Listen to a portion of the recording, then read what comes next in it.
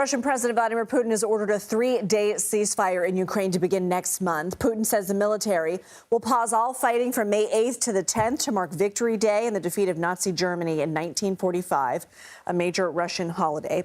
The move comes after President Trump sat down with Ukrainian President Volodymyr Zelensky while they were in Vatican City to attend the funeral of Pope Francis.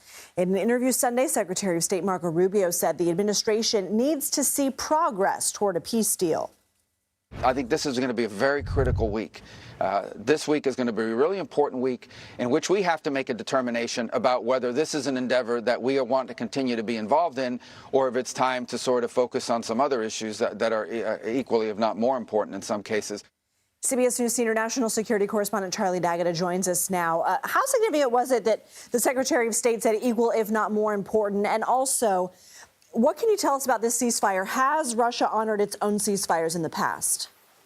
Yeah, well, Lindsay, first of all, I mean, let's be honest. We've seen ceasefires break down in a matter of hours, let alone days, right? And so the Russians have already threatened to fight back with full force if the Ukrainians don't go along with the ceasefire. So that's going to really have to be a wait and see what the Kremlin stays true to their word. As for the significance, that might actually be more meaningful, you know, the why now rather than the how. Putin has said the ceasefire is a humanitarian gesture.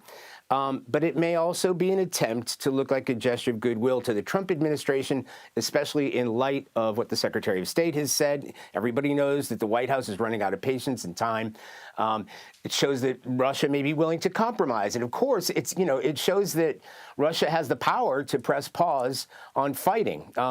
Russia and Putin personally have become the target of Trump criticism in the past week or so. So this might be about positioning. The Ukrainians are already dubious. They believe that it's meant to show that they're the warmongers and not the Russians. A Ukrainian official said, look, why not just have a ceasefire now, right? Why just have a ceasefire so Putin can have a victory parade? And by the way, victory parade used to be celebrated in Ukraine, too, until the Russians invaded. So it kind of puts Zelensky in the corner in terms of going along with this sort of ceasefire, cynically saying, no, we want a ceasefire that's going to be lasting, and we want it now.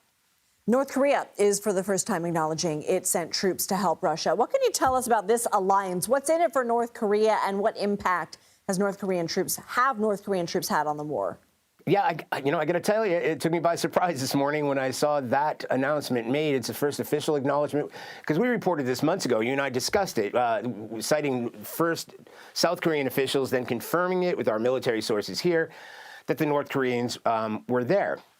So it was hardly a secret, but this is the first official acknowledgement from Russia and North Korea. Putin even thanking North Korea and fighting shoulder to shoulder with Russian fighters, especially in the Kursk region. But it does signal a sort of next level tie between the two countries. In terms of impact, it's hard to see, and I've spoken to officials here, how 12,000 North Korean troops, untrained North Korean troops, had much of an impact when hundreds of thousands of battle-hardened Russian forces were taking part in the war. But specifically when it comes to Kursk itself, even though they took tremendous losses, the Ukrainians had to give up that territory. So the North Koreans may have suffered between 3,000 and 4,000 casualties themselves.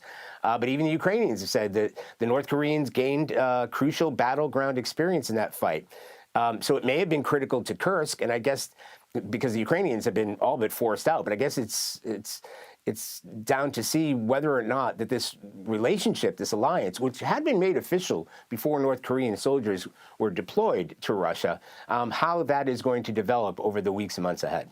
Charlie D'Agata, thanks so much.